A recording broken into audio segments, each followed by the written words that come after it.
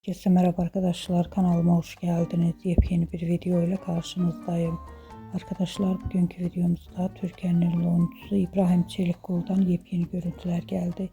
İbrahim Çelikkol'un reklam çekiminden olan muhteşem görüntülerini sizler için YouTube kanalımda video halinde sunuyorum. Umarım beğenirsiniz.